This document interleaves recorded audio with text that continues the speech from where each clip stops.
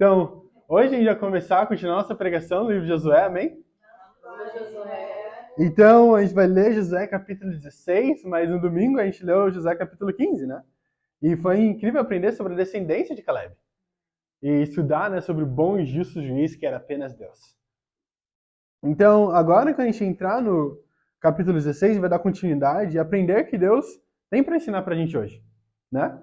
A gente pode abrir já nossas Bíblias no capítulo 16, é um capítulo bem curto, na verdade. Se você for parar pra ver, não tem muita coisa lá. Eu fiquei pensando, falei, nossa, será que eu pulo esse capítulo? Né? Não, sério mesmo, eu pensei, é bem curto, tem alguns versículos, não parece ter muita coisa dentro dele, mas eu falei, eu não vou pular esse capítulo, a gente vai usar esse capítulo e vamos pregar alguma coisa sobre ele, né? E tem muita coisa, na verdade, eu falei, uau, que incrível, tinha muita coisa dentro dele. Então, olha que incrível, né? Várias escrituras, na verdade, a gente pergunta, nossa, por que Deus colocou a escritura lá? Tipo, fala o tamanho da casa, o tamanho da porta, tipo de maçaneta que usavam no templo, cada um daqueles detalhes. E tudo tem uma razão. Né? Então a gente vai ler aqui Josué capítulo 16, no versículo 1 e 2. Olha o que a Bíblia fala. As terras distribuídas aos descendentes de José iam desde o Jordão, perto de Jericó, a leste das águas de Jericó, e daí subiam pelo deserto, até a serra que vai a Jericó, a Betel. De Betel, que é luz, iam para o território dos Arquitas, em Atarote.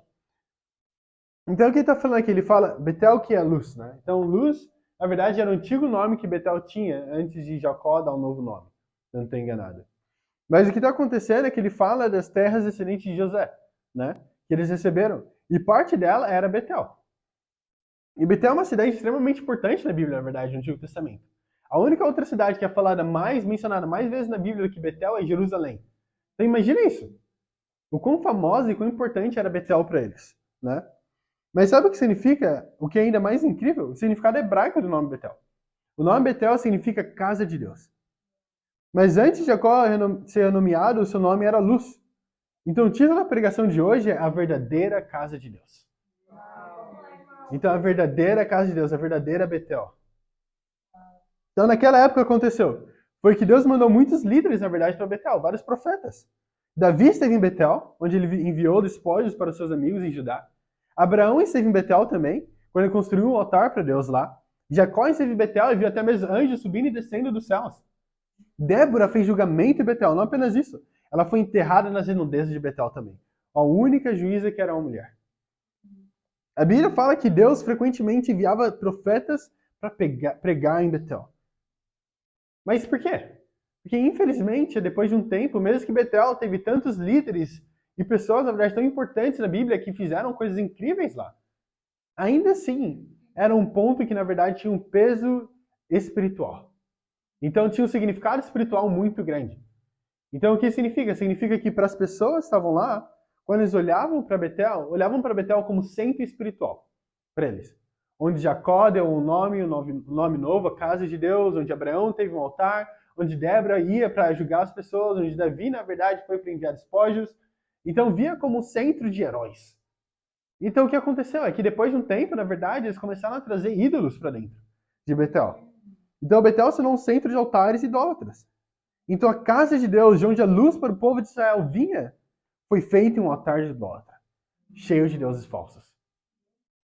Eu acredito que isso não foi algo que aconteceu do nada, mas algo começou aqui mesmo, no capítulo 16. Então, o que eu comecei a pensar, eu falei, uau, imagina, Betel, a casa de Deus, a luz onde a luz para o povo de Israel, a verdadeira esperança, iria sair. Se tornou um altar de deuses idólatras. Mas por uma única razão. Olha isso, vamos continuar lendo 16, mas a gente vai ler o versículo 10 agora. Olha o que a Bíblia fala. Capítulo 16, versículo 10 fala: Os cananeus de Gezer não foram expulsos, e até hoje vivem no meio do povo de Efraim, mas são sujeitos a trabalhos forçados. Então, qual que é o problema aqui? O problema começou quando eles deliberadamente escolheram manter o povo estrangeiro com os deuses estrangeiros entre eles. Então, se você olhar o capítulo anterior, capítulo 15, no versículo 63, se eu não estou enganado, vai falar também de uma situação semelhante. Mas olha a diferença, fala, os descendentes de Judá não conseguiram expulsar. Então qual que é a diferença? A diferença é que aqui, quando a gente lê no capítulo 16, versículo 10, fala que eles não expulsaram. Mas Judá fala que eles não conseguiram. Judá pelo menos tentou expulsar. Na verdade, foram à luta para tentar ganhar contra eles, mas eles perderam e não conseguiram expulsar o povo de lá. Agora aqui com José, os descendentes de José, eles deliberadamente escolheram manter os ídolos dentro de casa. Dentro da casa de Deus. E colocaram eles a fazer trabalhos forçados, como se fosse um tipo de controle. E é isso que eu penso. Muitas vezes a gente vê os nossos ídolos e pecados como que eu estou no controle sobre eles. Certo? É como se, sim, é terrível, é pecado, mas eu consigo me controlar. Eu não preciso de ajuda. Então eu consigo fazer com que eu consigo escolher não pecar. E essa não é a realidade. Não existe essa escolha de não pecar. Eu vou só me controlar e é isso. Eu não preciso de ajuda de ninguém, não preciso de um discipulador, de um mentor, não preciso de um irmão, de uma irmã, eu não preciso da Bíblia, eu não preciso de Deus, então posso colocar ele sob controle e fazer trabalho forçado. E o que resulta no final é que tantos povos continuaram dentro do povo de Deus com altares idólatras, que daí mesmo começou a sair todos esses altares. Então fala até mesmo sobre Salomão, até mesmo as mulheres que ele teve.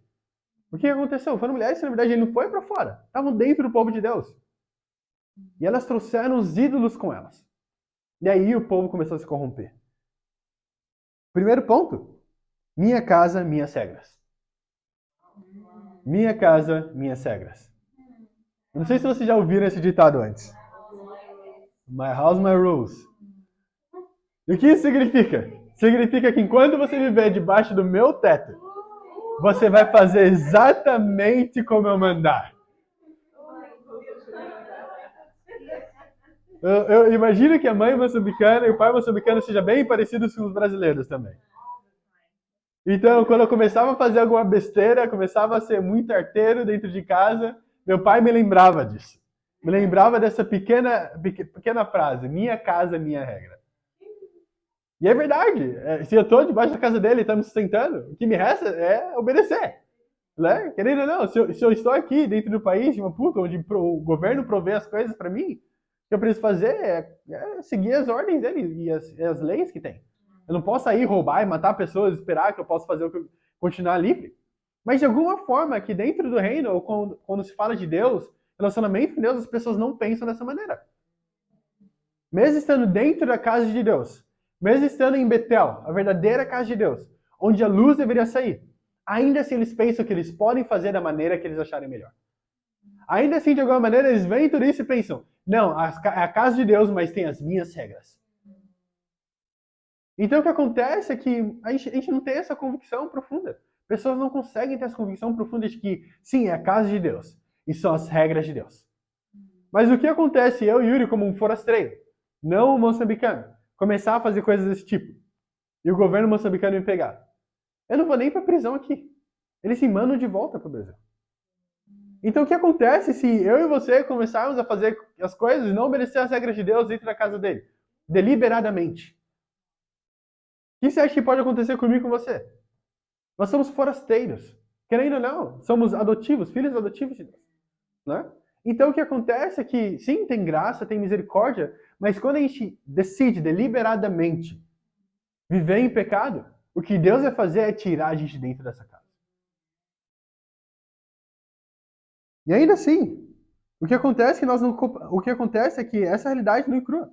E muitas vezes o que acontece é que nós nos comparamos com outra pessoa para fazer o quê? Para nos auto-justificar. Então, já que eu não sou tão ruim quanto ela, ou já que eu não sou tão ruim quanto ele, então tá tudo certo. Às vezes, muitas vezes a gente se compara até mesmo com nós mesmos, com o Yuri do passado. Já que eu não sou tão ruim quanto eu era antes, então agora tá tudo certo. Eu não preciso crescer. Além do mais, eu não vou mais para pornografia e masturbação. Eu não minto mais para as pessoas. Eu não tenho mais relacionamentos impuros. Então agora tá tudo certo. Não preciso mudar mais nada, certo? Porque o Yuri do passado era assim. Então se o Yuri do presente não é mais assim, então eu posso ficar contente com a minha vida agora. Não preciso crescer com Deus. E essa realidade tem um senso de autojustiça dentro de pessoas religiosas. Então, mesmo dentro do reino, nós podemos tornar-nos religiosos. Essa é a realidade. Você não precisa estar fora do reino de numa outra igreja onde tem aceita Jesus no seu coração e fala em línguas para ser religioso. Até mesmo como parte do reino de Deus. Dentro da casa de Deus, você pode se tornar religioso. O povo de Deus fez isso. Eles tinham um senso de autojustiça. Eu lembro quando fala, né, do fariseu, o mestre da lei estava orando no templo e falava alto, em alta voz, nossa, eu jejuo 3 vezes na semana, eu faço isso e aquilo outro. Pelo menos eu não sou tão ruim quanto esse servo, com esse cobrador de impostos. E esse era o coração dele. Já que eu não sou tão ruim quanto ele, então estou bem. Mas muitas vezes também a gente olha para aquele cara e fala, nossa, esse fariseu é terrível. Mas muitas vezes a gente nem jejua 3 vezes na semana quanto ele jejuava. A gente não dá aos pobres tanto quanto ele dava. E ainda assim a gente vai lá e olha para as pessoas, e é normal, a gente julga as pessoas. Está no nosso coração. É assim que faz você sentir bem. Então, se com comparação na média, eu estou acima da média, então, uau, eu estou incrível. Eu me sinto bem agora. Porque quando eu olho para as pessoas, meu grupo de amizade, na verdade, eu não sou tão ruim quanto eles. Eu leio a Bíblia todos os dias. Entende? Eu posto coisas, uma story sobre Deus. Eu convido as pessoas para estudarem a Bíblia. Eu faço estudos bíblicos. Eu prego no culto. Então, certamente sou alguém incrível. Certamente eu não preciso de ajuda. Eu não preciso de perdoar as pessoas. Não preciso parar de mentir. Não preciso me arrepender. Porque eu já tenho minha autojustiça. Então, eu sou autojustificável. A única pessoa que tenta se auto-justificar geralmente é alguém que já está culpado. Eu lembro dos meus pais, quando eu fazia alguma besteira, eu começava, e eu sabia que estava errado, eu começava a tentar achar uma desculpa. Falava, não, mas isso, aquilo, outro, aquilo. Ele falou, não interessa. Eles paravam ali mesmo, não interessa, tá errado. E aí cortavam minha desculpa, porque eu estava tentando me auto-justificar. Então, se você quer se justificar, a única comparação que pode ser feita é entre você e Jesus Cristo. No momento que você puder olhar para a vida de Cristo e falar, a minha está exatamente igual a dele. Então aí sim, você pode se auto-justificar. Aí você pode vir para mim e falar, Yuri, a minha vida e a de Cristo é a mesma coisa. Não tem diferença. Aí eu vou falar, não, ok, você venceu. Você está justificado, porque você é santo. Não tem nenhum pecado, você não precisa de Deus. Não precisou de Jesus morrer na cruz por você. Mas eu não acredito que não tem ninguém aqui na Terra que pode falar isso. Eu não posso falar isso, com certeza. Muito menos o mundo não fala. Nós não podemos. Por quê? Porque nós não somos perfeitos. Nós precisamos de Cristo.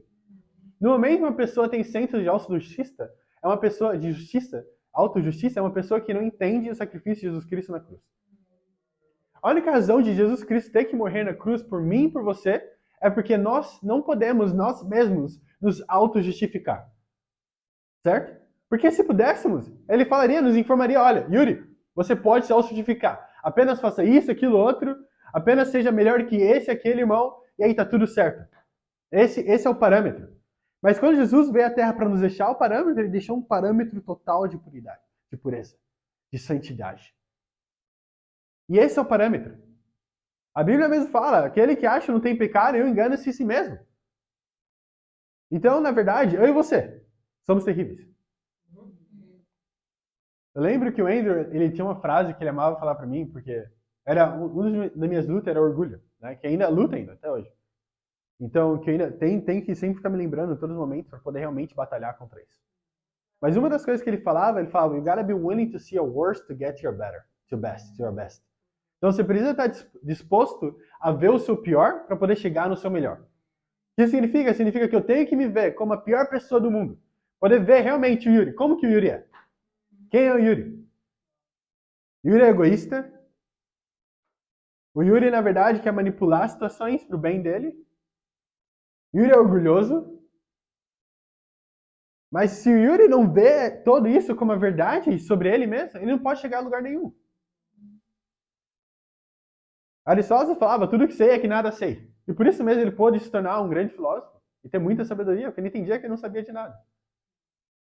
A mesma coisa para mim e para você. Nós precisamos entender o quão terrível nós somos, até mesmo no olho do mundo. Se alguém parar e olhar a sua vida de 24 horas, eu duvido que não vai achar uma falha. Vai achar várias. Sei, se olhar para minha vida, vai achar muitas. Às vezes, não precisa nem passar 24, talvez 30 minutos. É suficiente. Você vai achar alguma coisa. Tem um ditado que falava, quem procura acha, né? Se você procurar, você vai achar. Mas isso é importante para a gente entender que na casa de Deus tem as regras de Deus. E aqui as regras são bem diferentes. Não são as mesmas regras que o mundo tem. Os nossos relacionamentos são diferentes. Os nossos sonhos são diferentes. Nossas conversas são diferentes. Nossos objetivos são diferentes. Nosso propósito é diferente. Na casa de Deus, as regras são feitas e estabelecidas por Deus. Então, quando a gente olha para o mundo e olha para nós aqui dentro do reino de Deus, tem que ter uma diferença grande. Eu lembro Moisés, quando ele vai descer para a Terra Prometida, e aí ele já tinha um pecado já, e Deus estava nervoso com o povo de Deus, e aí Deus fala, eu não vou ir com vocês. E aí Moisés, ele fica literalmente desesperado. Ele fala, Deus, se você não for conosco, o que vai nos diferenciar daquele povo? Esse era o medo dele, mas ele falou, a gente precisa ter um diferencial. Quando eles olham para a nossa vida, precisa ver que é totalmente diferente. Então, da mesma forma, quando o pessoal, o povo, lá de fora, vê a minha e a sua vida, eles precisam ver que é um parâmetro diferente. O parâmetro de pureza é diferente. O parâmetro de verdade é diferente. O parâmetro de doação é diferente. A virtude é diferente. Hospitalidade é diferente. Nossos parâmetros são diferentes. É um povo completamente diferente. E sabe o que é incrível? Você olha para qualquer nação, tem algo que eles têm geralmente semelhante, certo? Então os brasileiros, eles falam de uma certa forma e conversam e agem de uma certa forma. Dessa maneira, quando eu abro minha boca, todo mundo sabe, esse cara é brasileiro. Né? Na África do Sul também, quando alguém fala alguma coisa, eles ouvem e ele fala, não, esse é sul-africano. Moçambique, a mesma coisa. Em todos os países, da mesma forma como nação santa, povo escolhido de Deus. Quando nós agimos, quando nós falamos, interações que a gente tem com as pessoas, eles precisam ouvir o nosso sotaque. Você lembra quando Pedro ele nega Jesus Cristo? Uma das razões porque as pessoas, a serva sabia que ele era um cristão, que seguia Jesus Cristo, ele fala, a sua maneira de falar te entrega. Imagina isso. A sua maneira de falar te entrega. Mostra que você tem seguido a Jesus Cristo. Imagina alguém te parar no campus e falar, a maneira que você anda te entrega. A maneira que você fala com as pessoas te entrega. Você vai comprar alguma coisa no restaurante? Não, você é diferente. Quem tem diferença para você? Me lembra daquela pessoa que eu vi falar Jesus Cristo. Eu fiquei imaginando, falei, uau. Pedro, negando Jesus, ainda assim ele tinha um diferencial. São coisas que acabam sendo engravadas nos nossos corações. Nossa maneira de agir. Em tudo isso. Eu acho incrível, eu fiquei pensando, uau, da mesma forma, será que é essa maneira que eu vivo minha vida? Será que as pessoas podem olhar para mim e falar, uau, realmente, a maneira de falar do Yuri entrega a ele. Porque quando a Samara abre a boca dela, eu consigo ver a confiança dela. Nossa, eu ouvi a Tânia conversando com as pessoas, ela é tão positiva. Ela não tenta julgar ninguém. Nossa, o Mussa, parâmetro de pureza lá em cima. Não, a Carol é tão humilde. Ela não quer passar por cima de ninguém. Imagina você poder você falar isso de cada um de nós. Darmos exemplos, características que realmente lembram a Cristo. Vamos lá, vamos para Josué 17, no versículo 3. O que é incrível é que as regras na casa de Deus, elas sempre são acompanhadas por promessas. E Deus sempre cumpre a parte dele. Isso é incrível, né? Porque diferente das nossas casas, das casas que nós crescemos, as regras eram acompanhadas por regras. Era isso. Você continua seguindo as regras e você ganha o privilégio de morar comigo. Essa era a promessa. E é isso, tem que ser grato. Obrigado, pai, obrigado, mãe. Isso é incrível, eu quero continuar morando com vocês, vou seguir essa regra. Certo? Só agradece. Mas olha isso, com Jesus é totalmente diferente, né? Muito mais do que apenas ter um relacionamento com ele, que já é incrível. E deveria ser suficiente para mim e para você. Mas ainda assim, ele é um Deus que gosta muito de mimar a gente. Mas vamos lá em Josué 17, capítulo 17, versículo 3 ao 4. Olha o que a Bíblia fala. Muitos nomes estranhos aqui, então me perdoem. Zelofeade, porém, filho de Efer, neto de Eliade, bisneto de Maquir, trineto de Manassés, não teve nenhum filho, somente filhas. Seus nomes eram Maala, Noá, Ogla, Milca e Tiza. Elas foram ao sacerdote Eleazar, a Josué, filho de Nun, e aos líderes disseram, o Senhor ordenou a Moisés que nos desse uma herança entre os nossos parentes. Josué deu-lhe então uma herança entre os irmãos do seu pai, de acordo com a ordem do Senhor. Uau! Eu amo quando escrituras assim aparecem. Certo? Eles vão a Josué e demandam a promessa de Deus. E não apenas isso, elas receberam também. Então a única forma de poder realmente chegar à presença de Deus e demandar a promessa que Deus tem feito? A única forma de chegar nesse estado de ousadia no seu relacionamento com Deus, onde você pode ser ousado e pedir algo para Deus e receber dessa forma, é se você estiver obedecendo a Deus completamente. É daí que vem a ousadia. Porque você obedeceu completamente. Não tem nada que está faltando. Você pode chegar com ousadia na frente de Deus e falar, eu quero isso. Essa é a minha promessa. Você prometeu, então eu quero essa promessa. E você pode pensar, nossa, mas como que eu vou ser santo? Sem pecado nenhum. É aí que Jesus Cristo entra. O sangue dele nos lavou de todos os pecados. E essa é a parte incrível. Então, na realidade, eu e você somos santificados. Então, quando isso acontece, no momento do batismo.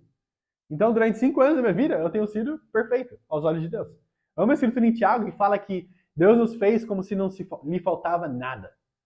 Eu fiquei pensando, nossa, uau, sem faltar nada. Então, eu sou perfeito aos olhos de Deus. Quando Deus olha pra mim e fala, Yuri é perfeito. Não tem nada faltando. Eu falo, sim, realmente. Eu consigo ver isso, Deus. Realmente, não tem nada faltando. Tá tudo lá.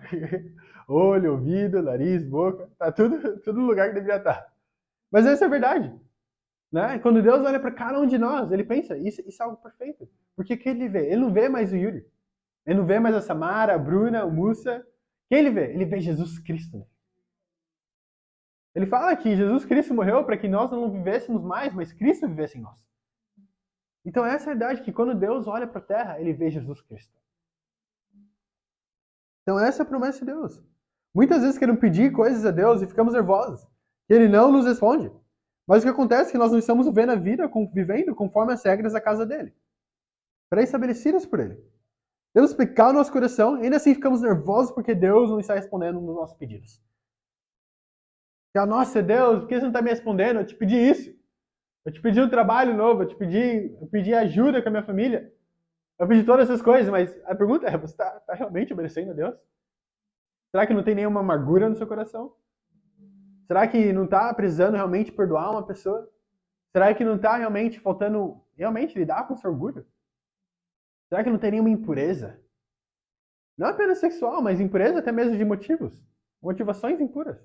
E na verdade é a mais terrível. A gente precisa estar prestando atenção em todos os momentos. Então essa é a pergunta.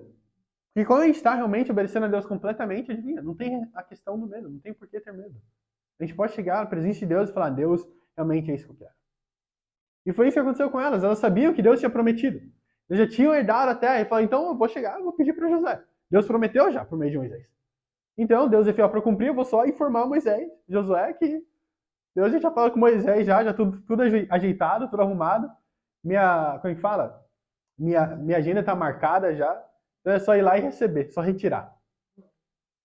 Eles fizeram isso e Deus foi lá e achou um jeito de poder dar a herança para elas. E deu através dos irmãos do pai delas. Mas pode até falar, mas Yuri, agora eu estou sendo ousada nas minhas orações. Então por que eu não recebo a minha promessa? A pergunta é, você obedeceu completamente, abriu mão de tudo, você perdoou, você tem sido ensinável. Uma obediência completa traz a real poder da sua primogenitura com Deus. É isso que traz. Realmente o direito de ser filhos e filhas de Deus. E como filhos e filhas de Deus, a gente pode entrar na presença de Deus e pedir a Ele o que nós quiséssemos. Vamos lá em Mateus 21. Eu amo a escritura. Porque meu pai usava bastante comigo e com meu irmão gêmeo. Então, sou muito grato por ter o pai que eu tenho.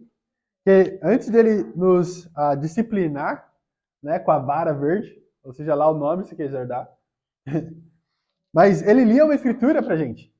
E falava, olha, é por isso que você está sendo disciplinado. E aí disciplinava a gente. Eu acho que é por isso que eu ficava com medo quando ele chegava com a Bíblia. Vai mostrar alguma coisa que a gente fez, deu tudo errado, ele vai ser disciplinado.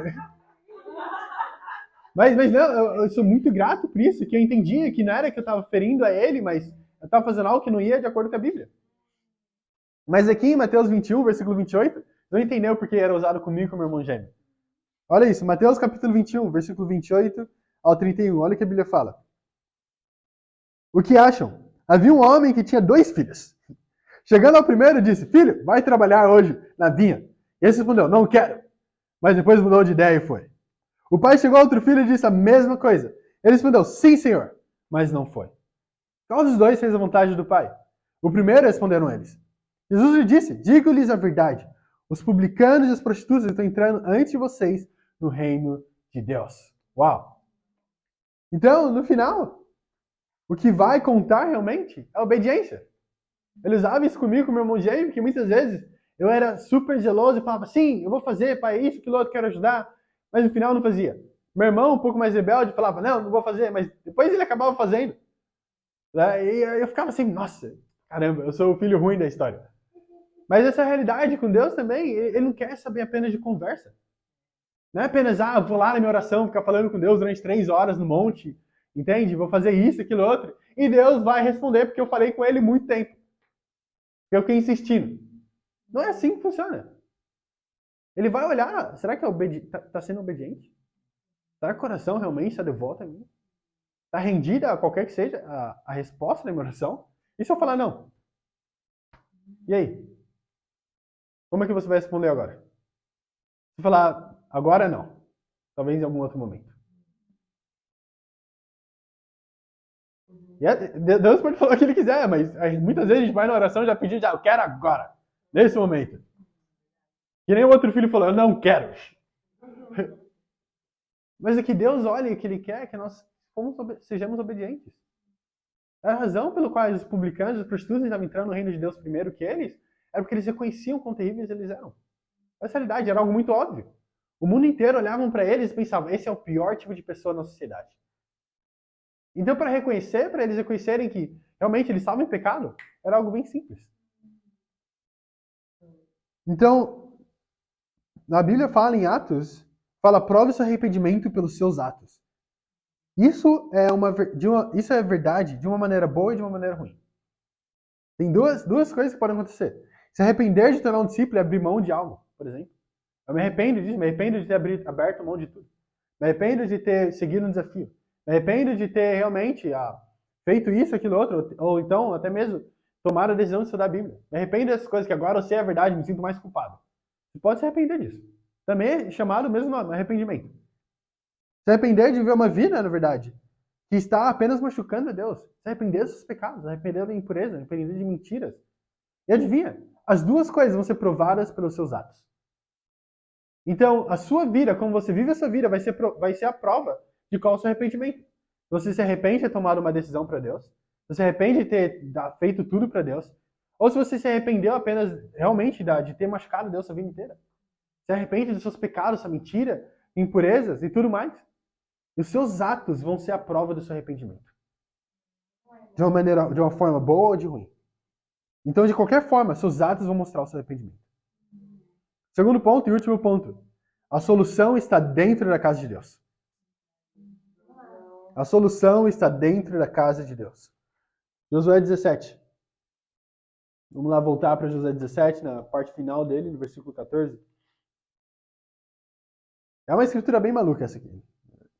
A Bíblia inteira, nossa, às vezes me surpreende. Fico, uau, isso realmente está na Bíblia. Mas é incrível. Então, Josué 17, versículo 14. A gente vai ler até o final do 17. Até o versículo 18. Olha o que a Bíblia fala. Os descendentes de José disseram então a Josué: Por que nos deste apenas um quinhão, uma só porção da herança? Somos um povo numeroso, e o Senhor nos tem abençoado ricamente. Versículo 15. Respondeu Josué: Se vocês são tão numerosos, se os montes de Efraim têm pouco espaço para vocês, subam e entrem nas florestas e limpem o terreno para vocês, a terra dos fariseus e dos refaíns. Os descendentes de José responderam: Os montes não são suficientes para nós. Além disso, todos os cananeus que vivem na planície possuem carros de ferro, tanto os que vivem em Betsean e os seus povoados, como os que vivem no vale de Jezreel. Josué, porém, disse a tribo de José, a Efraim e a Manassés: Vocês são numerosos e poderosos. Vocês não terão apenas um quinhão. Os montes cobertos de florestas serão de vocês.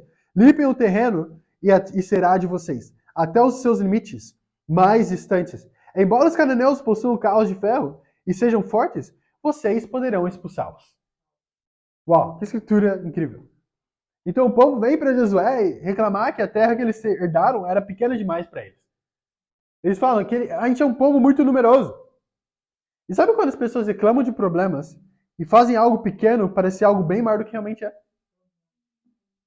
Então, da mesma forma, acredito que eles estavam fazendo aqui. Eu imagino Josué olhando para eles pensando, eles estão realmente reclamando que são muito fortes? Sério? Tipo, que é um povo muito numeroso, um povo muito grande, então eles podem dominar qualquer terra? Essa é a reclamação? Porque se esse é o ponto, então Josué dá a resposta para eles. Então a gente reclama de problemas onde nós mesmos somos a solução. E é isso que Josué faz. O único problema é que nós não estamos dispostos a tomar uma decisão para trazer alguma mudança. Então, eu e você, aqui dentro da casa de Deus, nós somos a solução para cada problema que levantar. Essa é a razão pela qual Deus colocou você aqui. Ele sabia que problemas vão surgir que, na verdade, vai precisar da Carol para lidar. E problemas vão surgir que a gente vai precisar, na verdade, do Musa para lidar com isso. Por isso que ele nos escolheu, porque ele sabe que problemas vão surgir, mas ainda assim nós somos a solução da mesma forma. Então, a solução para este mundo perdido, a solução para almas sedentes para um relacionamento com Deus, é eu e você. Vocês já ouviram falar na expressão tempestade em um copo de água? Eu acredito que o povo de Deus, até os dias de hoje, são mestres em fazer isso. Fazer algo que não é realmente um problema parecer bem maior do que realmente é. Tem que chegar lá, chega até mesmo e falar, nossa, isso aconteceu, ela falou isso pra mim, ele falou isso pra mim, então é terrível, eu tô machucado. Falou o quê? Você tá machucado por quê? E aí você tem que ter compaixão, que nem Josué teve. Entendi, irmão, Obrigado por compartilhar. E você começa a pensar, fala, caraca, esse é o maior problema da vida dessa pessoa. Sério mesmo. Tipo, porque realmente, imagina até mesmo Deus olhando e falar, sério? Abriu o mar vermelho, destruiu Jericó. Que é isso? Vocês estão com medo de um monte? Eu posso te dar esse monte. Isso não é nada pra mim, eu posso te dar tudo que você precisar. Então, o problema lá era que, nossa, a gente é muito pequeno. Então, o que a gente precisa fazer? Acho que quando eles reclamaram para Josué, esperava que Josué não. A gente vai falar isso para Josué, que é muito pequeno, que a gente é muito numeroso, então Josué vai pedir para as outras tribos, ele vai ir liderar a gente, vamos lutar, e vamos conseguir uma terra, e a gente vai ter uma terra grande. Então Josué vai trazer a solução. E aí Josué olha para eles e fala, legal, bom problema. Você pode ir lutar e conquistar mais terra para você. Legal. Eles falam, e eles vão lá e falam, não, acho que ele não entendeu. Eles repetem o problema novamente para José. Falam, não, você não está entendendo, é muito pequeno pra gente, a gente precisa de um povo, é muito grande. Tem um povo lá, eles têm carros de guerra. Ele fala, mas vocês são numerosos, né? Vocês falaram. É um povo muito numeroso. Ele repete o que eles falaram, é um povo muito numeroso. Não foi isso que você falou? Então vai, lida com isso. Toma uma decisão. Da mesma forma para mim e para você. Os problemas que a gente levanta, na verdade, Deus olha pra gente e fala, eu te dei poder suficiente para isso. Eu te dei confiança suficiente para isso. Eu te dei fé o suficiente para essa situação. Então você só precisa se levantar e lutar para conquistar a terra. Então a questão de conquistar a terra aqui em Moçambique, na verdade, não é se Deus vai levantar pessoas para fazer isso. Ou então isso vai acontecer. Ou então eu não sou qualificado o suficiente. Então eu preciso ser mais treinado, eu preciso de mais tempo aqui, eu preciso de mais tempo discipulado, eu preciso de mais pessoas. Não, você é a sua solução. Deus já colocou a fé e o coração suficiente para que nós possamos mover Moçambique. Amém. E é isso que eu acredito. Eu sou a solução para esse povo. Vocês são a solução para esse povo. Eles vão olhar para a gente e pensar, eles são a nossa solução. Mas aí, se você chegar, olhar para si mesmo, eu não sei qual é a solução, eu preciso olhar para alguma outra pessoa, trazer essa solução, eles vão ficar ainda mais confusos. Então, adivinha, eles precisam que vocês também enxerguem da mesma maneira. Enxerguem que vocês são a solução. Pessoas vão vir para vocês trazendo problemas. Da mesma forma que trouxeram para Moisés, trouxeram para Josué, para Salomão, para Caleb, Otoniel, para todos os outros líderes da Bíblia. E aí eles vão esperar que, não, agora o povo de Deus, o líder do povo de Deus, aquele que tem Espírito Santo, vai resolver esse problema para mim. A gente precisa ajudar as pessoas, mostrar para elas terem esperança. Mostrar que a situação não é tão terrível assim. Eu amo que a Bíblia fala, tenham bom ânimo, pois eu venci o mundo. E é isso, daí que vem o seu ânimo. Quando você olha para toda a situação, nossa, tá terrível, o mundo tá caindo aos pedaços. Essa pessoa não quer me ouvir, esse aqui tá me desrespeitando, essa pessoa não quer vir falar comigo, esse aqui me bloqueou no WhatsApp, eu não tô mais no grupo da família, minha vida é terrível. E Jesus olhando, fala, nossa, eu venci o mundo inteiro, e esse é o seu problema. Sério, quando você olha para Jesus Cristo, a vida dele, a Bíblia fala em Hebreus que ele passou por todo tipo de sofrimento na Terra. O que significa todo tipo de sofrimento? Todos os tipos de sofrimento. Então adivinha, o sofrimento está passando agora. Ele passou. Financeiro. Ele teve que tirar o peixe, moeda de dentro da boca do peixe para pagar. Porque ele não tinha um tostão no bolso. Então ele passou o sofrimento financeiro. Doença, ele estava suando sangue, que também é uma condição. Então tudo. Mental, ele fala que ele estava angustiado, ao ponto de morte. Então também passou por esse sofrimento. Família, muitos historiadores acreditam que ele perdeu o pai dele quando era criança. Porque José nunca mais é mencionado na Bíblia. Então ele passou por todas as situações. Pobreza nascendo uma manjedoura. Isso é onde os animais ficam para comer, nem os servos ficavam lá, os escravos. Imagina! Então Jesus Cristo passou por todo tipo de sofrimento. Não tem um sofrimento que você possa falar, Jesus não passou, ele passou por isso. Sendo abandonado pela família, ele estava na cruz, passando por tudo isso, nenhum deles estavam com ele. Imagina, sua própria mãe, passando por isso, sendo apredejado, sendo cuspido na face dele. Ainda assim, ele pensando em cada um de nós. Eu fico imaginando quando Pedro corta a orelha, eu sempre dou esse exemplo no estudo de cruz, ele vai lá e fala, você não acha que eu posso chamar 12 legiões de anjos para me salvarem? Eu fico imaginando que naquele momento ele entendia que os anjos estavam olhando para Jesus Cristo. Eu imagino eles olhando para a terra, para aquele momento, e tentando entender por que Jesus estava fazendo tudo isso. E falando para Jesus, eu não acho que vale a pena. Pedro vai te negar. Judas, seu melhor amigo, acabou de te trair. João fugiu, Marcos fugiu correndo, até mesmo sem as roupas. Ninguém está aqui por você, não vale a pena, você está morrendo por eles. Eles vão te ridicularizar, vão te colocar na cruz, vão te chicotear, cuspir na sua face. E Jesus passando na cabeça de Jesus, a minha face é a sua face. Vai valer a pena. Porque eu sei que um dia o Yuri vai tomar uma decisão, vai se arrepender. Porque eu sei que um dia a Carol e a Tânia vão se arrepender. Vão se tornar discípulas de Maputo. E vão preparar o terreno para Deus. Eu acredito que um dia o Mussa, a Bruna, a Samara vão tomar uma decisão para Deus. Eu acredito que um dia a Lorena, o Vitor, o Mocha, todos eles vão tomar uma decisão para Deus. Então sim, valeu a pena. Vai valer a pena. E por isso que ele fala, tenham bom ânimo, pois eu venci o mundo. Eu tenho apenas um desafio para cada um de vocês. Tome uma decisão hoje. Não espere nem mais um segundo. Tome uma decisão de ver você mesmo como a solução e não apenas o problema. Se você está estudando a Bíblia, o desafio é simples. Obediência completa à palavra de Deus. Não a pessoa que está estudando a Bíblia com você, não o que o pastor vai falar, mas a palavra de Deus. Não importa o que eu falar, não importa o que sua família falar, seu pai, sua mãe, filho, sobrinho, tio, cachorro, gato, não importa. O que a palavra de Deus falar, isso é uma obediência completa a ela. E com urgência. E esse é o meu desafio, então, para Deus seja dada a glória. Amém?